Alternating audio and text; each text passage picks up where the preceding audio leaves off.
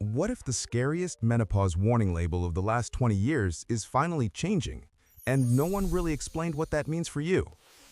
If you're over 40, you've probably heard some version of this sentence: hormone therapy is just too dangerous. Maybe it was a headline, a friend's warning, or something a doctor said 20 years ago and never really updated. Now the story is flipping again. You're hearing that hormones may be safer for some women than we thought, that the FDA is changing its warning labels, and that there might be a window of opportunity. No wonder so many women feel stuck between hot flashes on one side and fear on the other. By the end of this video, you'll understand how specialists actually think about hormone therapy today, and you'll have a much clearer sense of which of the three main paths is most likely to fit you, so you can walk into your next appointment and say, "Here's where I think I am. Now let's talk." So if you've ever felt trapped between miserable symptoms and scary headlines, stay with me. For more than 2 decades, menopause hormones have carried one of the scariest labels a medicine can have: the famous black box warning. To many people, that big, bold box sounded like, if you take this, you're signing up for heart attacks, strokes, dementia, and breast cancer. The original study behind those headlines was complex, but the media summary was brutally simple: hormones bad. Overnight, millions of women were told to stop. A whole generation got the message that the safest choice was to suffer in silence and tough it out. Fast forward to today, more careful analysis of the data plus newer studies have painted a more nuanced picture. The FDA is now updating its language, moving away from that one-size-fits-all fear and towards something more precise. Not hormones are heroes, not hormones are villains. Something more frustrating but more accurate: it depends. It depends on who you are, how old you are, when your period stopped, what your medical history looks like, and what you personally care about most. So the real question isn't, are hormones good or bad? The real question is, do they make sense for you at this moment, given your history, under careful supervision? That's a much less dramatic headline, but it's far more useful in real life. Hold on to that idea, because we're going to test it against 3 very real-life stories in just a minute. To keep this grounded and not just a lecture about statistics, we're going to follow 3 fictional women: Maya, Denise, and Carol. Their names are made up, but their situations are very real. One is in her late 40s, one in her mid-50s, and one in her early 60s. As you listen, notice which pieces sound like you, or like someone you love. As we walk through their stories, pick one in your mind. Are you more of a Maya right now, a Denise, or a Carol? And if someone specific pops into your head too, hold her in mind too. This might help you both. If you're already seeing yourself in one of these stories, you might even want to save this video or share it with a friend so you can compare notes later. Maya is in what experts call the window of opportunity, where hormone therapy may be a reasonable option for many healthy women with intense symptoms. Denise has mixed risks and a heavy family history of breast cancer. She's the one who lies awake at 3 in the morning thinking, what if hormones help me, but what if they hurt me? Carol is outside that usual window, with a history that almost certainly puts full-body hormone therapy in the no column, even though she's still struggling. Before we walk into their stories, one important ground rule: this is education, not personal medical advice. I'll keep the language simple and practical, but I'm not your clinician. I don't know your exact history, your medications, or your test results. Only your own licensed health professional can help you decide if hormones or any treatment are appropriate for you. What we can do here is give you a clearer map so your next appointment feels less like a guessing game. One more thing, we're talking about comfort and risk, not about curing menopause. Menopause is not a disease. Hormones are one tool in a larger toolbox that also includes non-hormonal medicines, local treatments, and lifestyle changes. Some women feel like themselves again on hormones. Others try them and say, this isn't for me. Others never use them and still build a good, steady life after 40, 50, and 60. Now, before we meet Maya, Denise, and Carol, we need a short backstory in human language. How did we get from hormones for everyone to hormones for almost no one, and now to this new middle ground? And more importantly, what does this have to do with you today? Hold that question, because the answer's coming back when we talk about your lane at the end. In the late 1990s and early 2000s, hormone therapy was widely used. Many women were told it would ease symptoms and might also protect their hearts and bones. Then, in 2002, results from part of a big trial called the Women's Health Initiative hit the news. The study was stopped early. Headlines screamed, "Hormone therapy raises risk of heart disease and breast cancer." Imagine this scene. A woman in her late 50s picks up the phone and hears her doctor say, "We need you to stop your hormones right away. A big study just came out." She puts the phone down, opens her nightstand drawer, and stares at the little bottle that helped her sleep and stopped her night sweats. For the first time in years, she's afraid of it. If you think back, when did you first hear that menopause hormones were too dangerous? Was it a headline, something a friend said, something your mother went through? Most of that fear traces back to this exact moment in 2002. What didn't make the front page was the fine print. The average woman in that particular trial was in her early 60s, more than 10 years past her last period, already at higher baseline risk for heart problems. Most were taking one specific pill, oral estrogen plus a synthetic progestin. That's very different from a healthy 50-year-old woman a year or two past her last period using a low-dose patch and a different kind of progesterone. But in public conversation, all that nuance was flattened into one scary message: hormones are dangerous. Remember that word nuance, because it's exactly what the new FDA label is trying to restore. Regulators reacted cautiously. In 2003, the FDA added a boxed warning, the black box, to many menopause hormone products. Doctors were told to use the lowest effective dose for the shortest possible time. Prescribing dropped dramatically. Women who had been sleeping again and feeling like themselves stopped their medication overnight, often without any alternative plan. Over time, researchers went back to the data. They reanalyzed by age, by time since menopause, by type of hormone, by dose and route. A pattern emerged. Women who started therapy earlier, under 60, and within about 10 years of their final period, tended to have a more favorable balance of benefits and risks than women who started late, many years after menopause. This became known as the timing hypothesis, or the window of opportunity. If you read position statements from groups like the North American Menopause Nation, or ACOG, you'll see this idea show up again and again. Timing, age, and individual risk matter just as much as the hormone itself. We're going to see what that means for Maya in just a moment. This doesn't mean hormones are magically safe inside that window or automatically deadly outside it. It means the probabilities change. Inside the window, many healthy women with severe symptoms might reasonably decide that the symptom relief and bone protection are worth the small but real risks.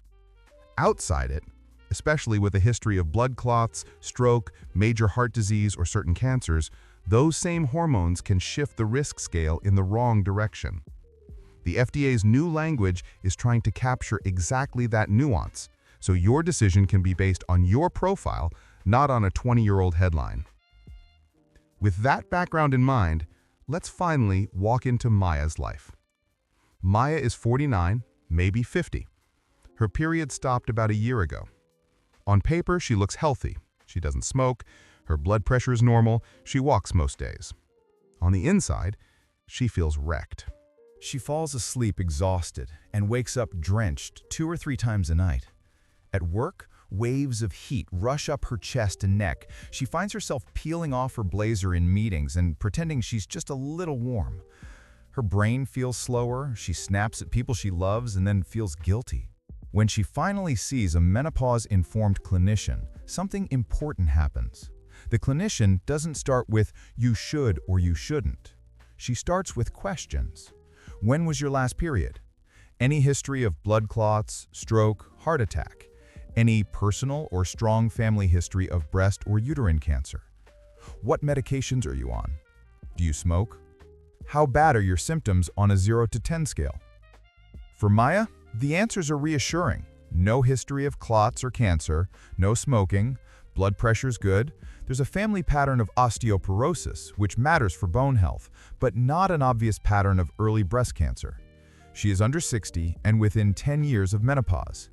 That timing lines up with what many menopause specialists consider a lower risk window for healthy women, based on the way newer evidence and guideline statements interpret the old WHI data. When asked about symptom severity, she jokes, "It's a 12 out of 10. Now they can talk about hormone therapy in context. The clinician explains that systemic estrogen, with progesterone added because Maya still has a uterus, is one of the most effective treatments for hot flashes and night sweats. It often helps sleep, vaginal dryness, and sometimes joint pain and mood. It can also slow bone loss while she's on it, which speaks directly to her family risk of osteoporosis. They also talk about risk. Hormone therapy, especially combined estrogen and some progestins, and especially over several years, is associated with a small increase in breast cancer risk in many studies. There's also a risk of blood clots and stroke, which seems to be lower with transdermal estrogen, like patches or gels, than with some oral forms, and lower in women without other risk factors.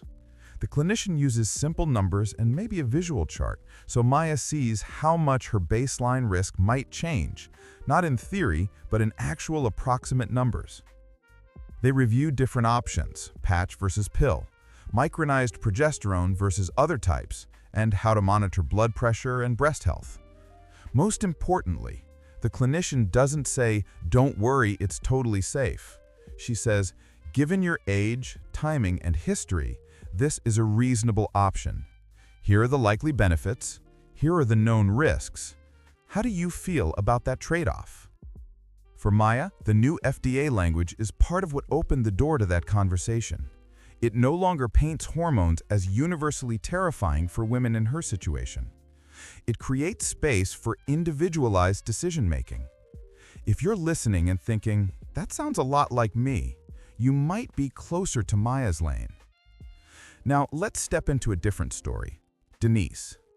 She's 55, about 5 years past her last period. Her hot flashes aren't constant, but when they hit, they're intense.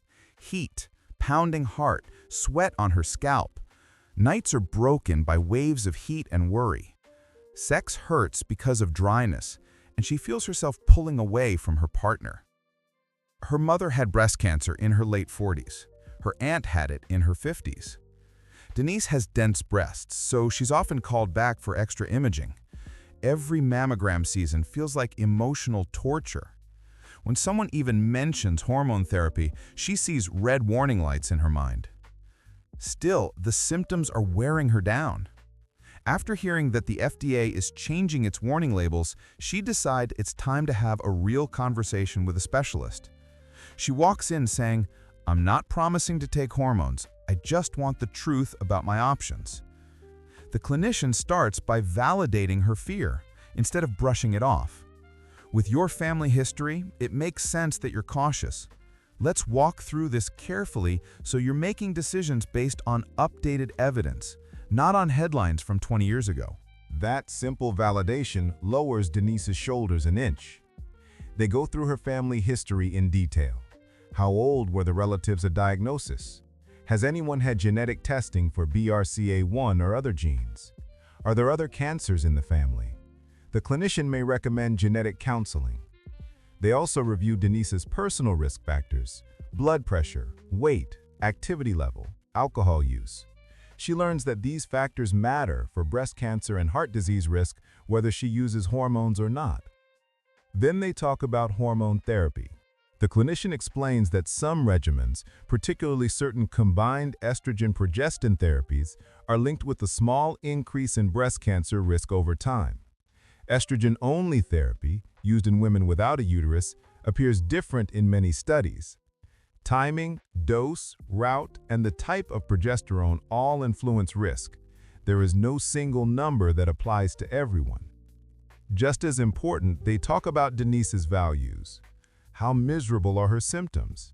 How much risk does she feel comfortable accepting for symptom relief? How does she feel about the idea of taking hormones daily, given her family story? For Denise, The fear of breast cancer is so strong that even a small possible increase in risk feels intolerable. Together, they decide to focus first on non-hormonal options. They discuss certain antidepressants at low dose, gabapentin at night, and newer non-hormonal medicines that act on the brain's temperature control center. These medicines don't erase all symptoms, but they can make a real dent for many women. For vaginal dryness and pain with sex, they go over non-hormonal moisturizers and lubricants and discuss whether a local low-dose estrogen or other local therapies might be appropriate, possibly with input from a breast specialist. They also cover lifestyle support, movement, alcohol moderation, staying cool at night, stress management. Not as just do yoga and you'll be fine, but as part of a serious plan to improve both symptoms and long-term health.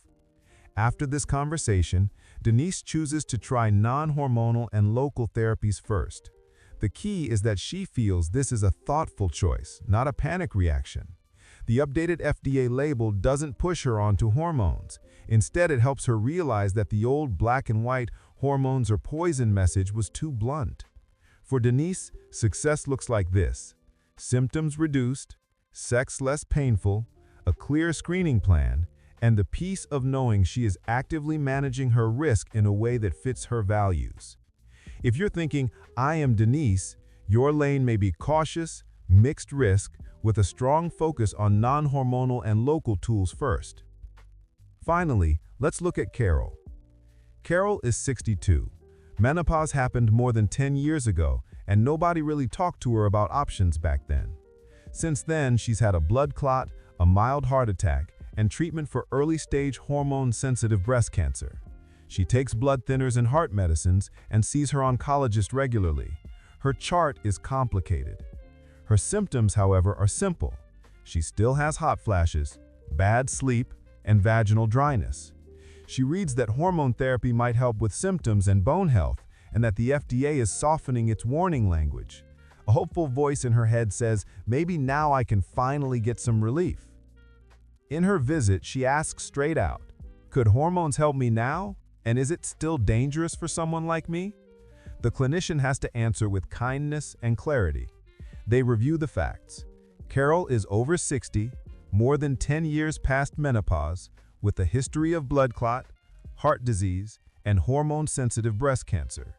Systemic estrogen in that setting, even with the new labeling, carries significant risk and is generally not recommended. The clinician might say, the newer labeling is meant to acknowledge that hormones can be a reasonable option for some younger, healthy women like Maya.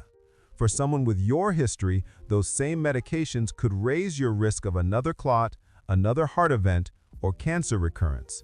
The change in the warning doesn't erase that. It's a firm no to full-body hormones, but it comes with a big yes to other forms of help. Even if you haven't had breast cancer or a heart attack, Carol's story matters because it shows where the line usually is for saying no to systemic hormones. And that kind of clarity can be just as reassuring as a yes. They explore non-hormonal medicines for hot flashes and sleep, just as with Denise. They review her current medications to see if any are worsening her symptoms. For vaginal dryness and painful sex, they consider non-hormonal moisturizers, lubricants, pelvic floor therapy, and, if appropriate and agreed on with her oncology team, possibly very low-dose local treatments. They also talk about mood, relationships, and the emotional weight of everything Carol has been through. Carol may leave that visit still wishing hormones were an option, but she also leaves with something powerful, a clear explanation of why the answer is no for her, and a concrete plan for what they can do instead. The FDA's softened label is not a green light in her case, and that's okay. The goal isn't to put every woman on hormones. The goal is for every woman to have honest, individualized care.